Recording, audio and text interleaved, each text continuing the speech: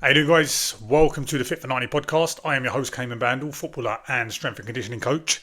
Today is all around how we're going to make you fitter and faster than you've ever been.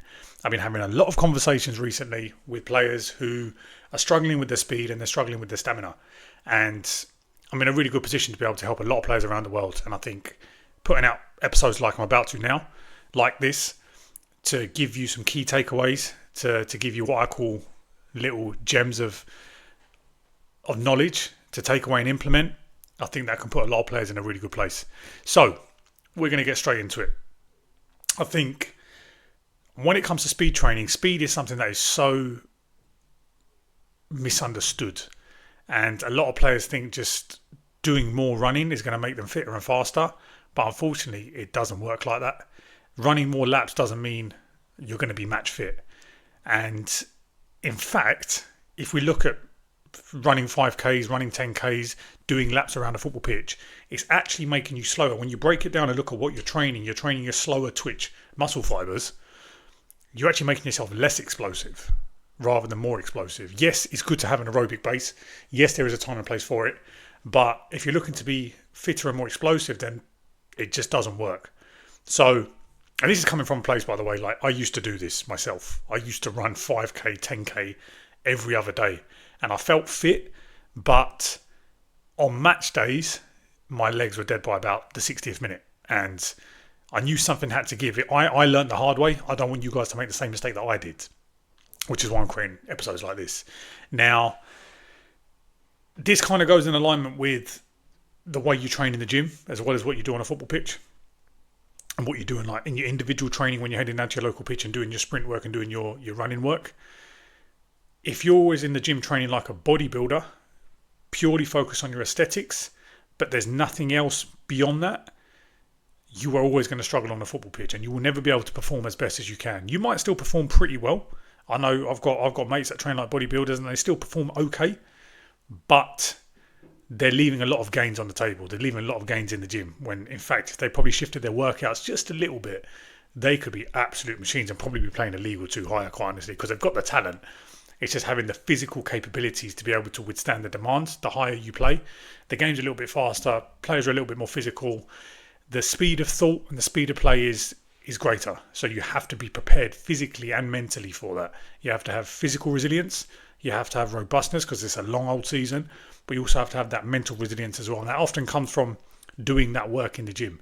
Now, I always say to players, like, when you train like a bodybuilder, when you don't really do any jumping, you don't do any sprint work or anything like that, any athletic training, what we call it, it's like having a brand new car, right? And it's like polishing the car's paintwork, trying to make it really, really shiny, but the engine's broken. There's nothing else there's nothing in the bonnet where it's like this is going to make the car go really fast or it's going to perform really well.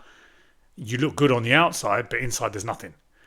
And a lot of players are making this mistake at the moment. So the first thing really is to recognize the myth of running more is going to make you fitter and faster. It's not the case. You have to be really smart with how you implement it, especially in season when there's a lot of football being played. You have to know when to push hard and when not to. Like at the time of recording this, I'm going through a phase right now where we've just come off the back of like 3 weeks of Saturday, Tuesday games with Thursday training. There's not much window there where I can start pushing to try and get fitter. I don't really need to because I'm playing so much football. What I've focused more of my energy on is like more strength training, making sure that my calf stays strong because calves have always been a problem area in terms of injuries for me in the past. Making sure that my knees and my hamstrings stay robust. Making sure I take care of my body weight, making sure I'm eating the right foods, not losing too much weight from playing so much football, but also not overeating calories where I'm putting on weight. So trying to maintain my body weight. So it's all these other things that you need to look at sometimes, and knowing when to push and when not to is really, really important. When we look at what you're doing in the gym, obviously this podcast is around speed, but what you do in the gym has a knock-on effect on your speed. Not every exercise that you perform in the gym translates to football performance. And a lot of you players might be making this mistake at the moment. You might be training your chest and your biceps together. You might be doing back and bis and chest and tries. This isn't going to help your acceleration. This isn't going to help your agility. This isn't going to help your speed. If we then look at exercises like squats and split squats and hip thrusts, if we look at step ups, sled pushes, drop landings, depth jumps. All of those exercises are going to have a huge carryover to when you're doing your speed work, your sprint work, and they're going to help you on a football pitch. But when you look at just focusing on chasing that pump and how you look in the mirror, more often than not, that way of training isn't going to translate. So just by changing that alone, you could start to become more mobile on a football pitch. You could potentially feel a little bit fitter just by changing your bodybuilding approach of training to a more athletic stance. Because if you look good in the mirror, that's great. But when you step across that white line, it really doesn't matter how big your biceps are if you're getting spun or you're turning like a bus on the pitch. And believe me, I've been there. I've trained like a bodybuilder when I was younger. And I used to look really, really good. But when I crossed the white line, it wouldn't happen for me. So it's really important that, number one, we recognise the myth that running more laps leads to match fitness when it doesn't. And number two, recognising that you probably need to shift how you're training in the gym to become more athletic and to become more mobile. You need to shift to more towards athletic training to be able to get around the pitch for 90 plus minutes. We then look at repeated sprint ability. Now this is like the true definition of football fitness, because football isn't like, you don't just make one sprint and then rest for ages, and you don't just run at one steady pace like you do in a 5k for 25-30 minutes. Football is repeated sprints over and over and over again with very short rest periods for 90 minutes. And when you look at it like that, and when you recognise that it's not just in one direction, there's curved sprints, there's change of directions in there, there's jumping, you got to pass the ball, you got to drive with the ball, you got to tackle, you got to win headers. There's so many movements. It is a tough sport. I think people don't actually give football the credit it deserves from a physical standpoint and how hard it can be on the body. The ability to sprint, to recover, and then go again, that is match fitness. And to be able to do that over and over whilst thinking about the tactical side of the game, where you need to be on a football pitch, where's the opposition like in relation to you? Like, are you marking your right man or are you in the right positions? Where are you when your team's got the ball? All of these things you need to process, and none of that can happen if you're tired, if you're fatigued, because you 100%, if you're a player who, even if you're playing at the moment, no matter what level you're playing, if you get tired, you know that the first thing to go is your mind, and you start thinking about how tired you are, and suddenly the game becomes a lot harder. I've had this myself when I wasn't fit, or if I'm coming back from injury. As soon as the legs go, the mind goes, and I start making mistakes because I'm not focused on the game. I'm focused on how tired I am and how can I conserve my energy now. So having repeated sprint ability is really, really important. You need an engine that allows you to perform at different speeds, not just at one speed. Really, really important that you take that away. And the way that we do this in our Fit for 90 program is we build an aerobic base first, but the aerobic base we build is often through longer intervals. So you're still running at an intensity, but for longer intervals. And then we kind of transition from those longer intervals into shorter intervals. And then we start to implement speed training into it and change the direction work into it, aerobic capacity work into it. And when we do that, that's where we start to see gains in the fitness, because you've got a real good foundation of aerobic fitness, which is important. And then you layer that with more intensity and more speed work. Now, something when you're training speed, which I can probably say over 90% of players get this wrong, is their recovery between efforts when they're trying to train speed. So let me give you an example. If I was to say to you, go out and train speed, what a lot of players will probably do right now is they'll go out and they'll do a 50-meter sprint, and then they'll jog back to the start, and they'll do another 50-meter sprint and jog back to the start, and they'll keep doing that, and then they'll probably be gassed out a little bit, and then they'll have like a minute or two rest, and then they'll repeat that again. That is not a speed session. That is a conditioning session where you're training your fitness. You're trying to build your stamina. To get faster, you want to rest fully for each effort. So let's take that same session, 50-meter sprints. You would sprint for 50 meters, you would walk back to the start and probably give yourself another 30 to 60 seconds of recovery before sprinting another 50 meters. And you would repeat that 8 to 10 times. Your aim is to be as fast as possible for one rep and to be as fresh as possible for each rep. That is the true way to train speed. I say to my players all the time, when you go out and do a speed session or a change of direction session, more often than not, you are going to be standing around. And it seems almost counterproductive. Like, I'm going out to train speed, but I've literally only done like 8 to 10 sprints. Yeah, that's how we train speed. You need to be fresh. Your nervous system needs to be fresh for each effort. And over time, you will find that your speed starts to get quicker.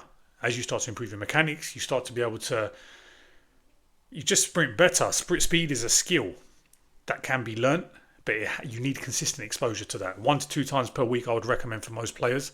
Anything more than that around your football schedule probably becomes a bit too much, but 1 to 2 times per week is really important. So the big thing to take from that is that speed requires rest between efforts and also between sessions as well. Now this brings me to my next point, which is how important recovery is. Just because you've got heavy legs in a game or even in training, it doesn't mean that you're not fit. It could actually be down to the fact that you've mismanaged your recovery. This could be down to poor sleep. It could be down to poor fueling. It could be down to your warm-ups, your cool-downs. All of these things make a massive, massive difference to your performance on a game day, to your speed and to your stamina, especially when we get to that last half an hour of a game. That's when things show up. Most lads can last about 45 to 60 minutes at most levels, to be honest with you. I've seen it time and time again. Only if you're really, really unfit, you're probably gassing out in the first half. But most lads can get through to about 60th minute, and then we see the dip, and then we see the drop, and then we see the mistakes, and the lazy runs, and the transitions become a bit slower. It's really important you give yourself the time to recover and take your recovery seriously between sessions. That doesn't mean just sitting on the sofa, grabbing a bag of Maltesers and watching Netflix. What it means is, are you taking care of your mobility? Are you taking care of your nutrition? Are you getting enough calories, number one? Are you getting enough protein? Are you getting enough carbohydrates? Which will bring me to my next point in a moment. Are we getting enough sleep? That's something I've seen as sort of like, especially recently. In fact, my wife just gave birth to our third child last week.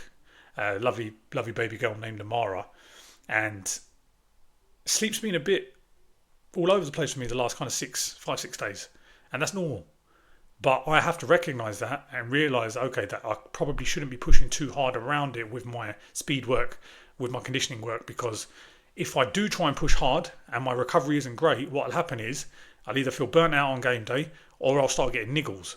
So I need to start managing that a bit better. And this is what we help our players do. Recognising when life throws situations up, like a newborn baby, or like a stressful work situation or stressful life situation, knowing when to adjust that training and knowing when to push and when not to push. Knowing when to prioritise recovery more than just trying to push hard all the time, which most players tend to do.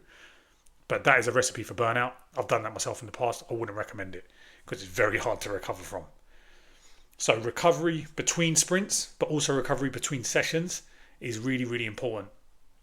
It then brings me to my next point about carbohydrates, which I was just speaking about. Carbs are like your fuel for your performance. And if you cut carbs or you go low carb, especially for extended periods of time, you are absolutely killing yourself. Like, you're shooting yourself in the foot. A lot of lads think, oh yeah, I'm going to go high protein diet, high fat diet, low carb. It's not going to help you when you get on a football pitch, because your number one fuel source is carbohydrates. That is going to give you the energy you need, especially in that last half an hour. So it's important that you know how many carbs your body needs, and also learning strategies like carb loading, like carb cycling, like having high and low days, something I was speaking to one of my players about earlier actually, is how to implement high and low days throughout the week. On more intense days, you go for slightly higher carbohydrate or higher calorie intake. And on less intense days, when it's like an active recovery day, you just need slightly less, because you're not going mad in the gym. You're not going mad on your local pitch. There's not a lot of intensity in that training. So you don't necessarily need more carbohydrates on that day. And you can have these you cycle these carbs throughout the week. If I was to like draw a graph, it would be like a really wavy graph of high days and low days. Obviously, if you're watching this on video, you'll see what I'm doing with my hand. That's kind of how it would look. If you're listening via Spotify or via podcast, it's basically just like a kind of a wavy line where you have the peak is on the peak of that curve, and the peak of that wave would be maybe kind of a match day where you get your most carbohydrates and want your most carbohydrates, and then like recovery days you'd probably be on the lower end of that. But lads and in fact footballers across the board, they think cutting carbs is going to get them leaner, but also they'll end up slower and end up more fatigued. You can still get leaner and eat your carbohydrates, believe me, because I've done it and I've helped 500 other players do it. You just need to know how and when to implement them. From here, I think the most important thing I want you guys to take from this is what I'm about to mention now. Speed and stamina are two very different qualities, but one helps the other. If you train your stamina, so when you're doing your longer distance running, which I was speaking about at the beginning, which isn't necessarily going to give you match fitness, what it does give you is the ability to recover faster between your higher intensity efforts. But if you're not getting exposure to those high intensity efforts and you're just always training your 5Ks and your slow, steady state running, you're never going to have the ability to hit that high intensity, to hit that speed. Alternatively, there's other players that I know, guys that are super explosive, and they train speed all the time. They are so sharp, they're so quick, but they don't have a good aerobic base because they don't do any of that longer distance, longer interval stamina work. So their recovery and the ability to do those high intensity efforts also only lasts about 60 minutes, and they go missing in the last half an hour as well. So how do we combat this? How do we balance this? Well, we need exposure to both. And the way that we do that is, and I mentioned earlier about building that aerobic base, this is the way I would recommend it. Build that aerobic base first, do the longer intervals, do the longer distance running. And if you've already done a lot of that, great, you've got a good aerobic base. Then start layering in high intensity speed work. This is like 10, 20, 30, 40, 50 meter distances. This will give you the exposure you need to the high intensity work, to that speed training, making sure you're fresh for every single rep. But because you've got such a good aerobic base, you will recover faster between each high intensity effort. We used to train a guy called Bahadur, for short we used to call him Bads, and this is something he trained a lot of. He could never really get past the 60th minute, and what we did is we said, right, let's build that aerobic base, let's focus on that, and got him doing a lot of longer intervals. And then once he got good exposure to that, he started to build a good aerobic base. His VO2 max improved. You probably heard of the VO2 max. That improved. And then in addition to that, we then said, right, now we can start getting exposure to speed work. Alongside this, we were doing a lot of good strength work for his hamstrings, for his glutes, for his groins. And that allowed him to become a little bit more robust in his problem areas, his calves as well, as he always had calf issues. We managed to overcome that with the strength work, so that when he started doing these high intensity sprints, he felt really explosive. And it's like, this is like a massive performance puzzle for him. And we started to put the pieces together. And when the pieces came together, he was able to get through 90 minutes, no problem. And he's still playing now, week in, week out. I think 2 weeks ago he got man of the match in one of his games. He's playing really, really well. And he's playing every single week. He's enjoying the sport that he loves playing, where he was probably out for about a year before that, because he just couldn't last and his body couldn't handle the demands, because he didn't have that exposure to either the stamina or the speed work. So when you train both and you then start to merge them together, you become fit for football and you become fit for 90 minutes. This then leads me to my next point, which Bad's actually trained himself as well. I think addressing your problem areas is really important, especially as you start to implement speed training. So hamstrings are super important for a lot of, in fact, every player. Your hamstrings need to be strong and robust. Your posterior chain needs to be strong and robust. And posterior chain is your glutes, your calves, your hamstrings, your lower back. These areas need to be really, really strong and robust to be able to withstand the demands of high intensity running. Your calves, another big area, like your soleus muscle, the lower calf, your Achilles tendon, it needs to be strong. It needs to be stiff and resilient. And the way that you train that in the gym is through plyometrics. But just by sprinting, that also trains it. That also trains the posterior chain. There's nothing better than getting your body prepared for sprinting than actually sprinting.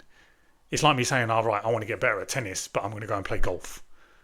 It doesn't quite work. You need to get better at tennis by playing tennis, by working at that sport, right? You want to get better at sprinting, go out and sprint. It's really important. The groins as well. It's also another area which I think is neglected because of the way most lads train in the gym, following that bodybuilding approach.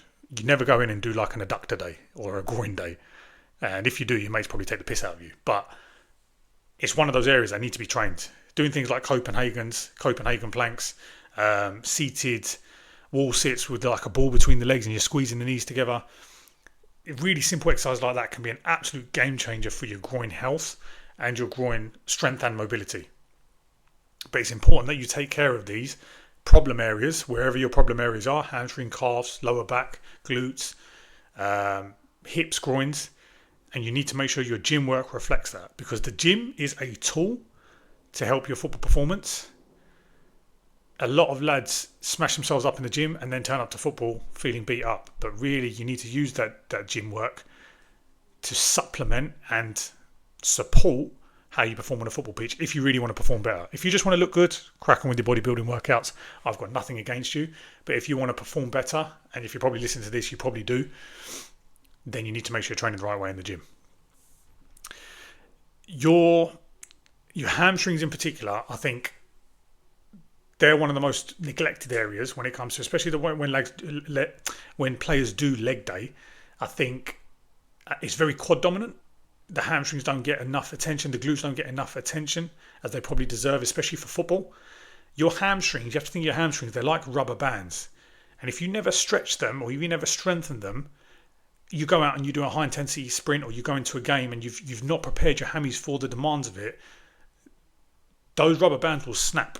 And that's where you see hamstring strains and hamstring tears. So we need to make sure we're conditioning the hammies for the demands of the sport. And this is where speed training can be really, really useful. So guys, I've gone on for about 22 minutes now. Hopefully you've got some, even just one or two gems there, like to take and implement into your training. I am currently, at the time of recording this podcast, we have got a 4-week program, speed and conditioning program called the Fast Lane Framework, which is built to condition you to get you football fit. It's a 4-week program, as mentioned. We're going to train repeated sprints. We're going to train change of direction. We're going to train aerobic capacity. This is going to be tailored around your football schedule, and you will get guaranteed results by the end of that 4 weeks, providing you do the work that we agree on. If you want more details on how this is going to look for you, you've got until the 20th of September. At the time of recording, this is the 11th of September. So you've got 9 days until the doors close. And once the doors are closed, they are closed. This is a one-time offer. If you want to get faster, if you want to get fitter, now's your opportunity, because we've got a massive, massive, massive discount on the program. And it is a one-time offer which you can take away and keep for life. But it'll give you the knowledge and the know-how on how to train speed properly, how to train agility and change of direction properly, how to train your conditioning properly, all around your football. And once you've got that knowledge and you've got that on board, you know that stuff for life. And it just makes your life easier as a athlete and as a footballer to show up as your best self on game day. Thank you for listening. Please like, subscribe, share this with your teammates.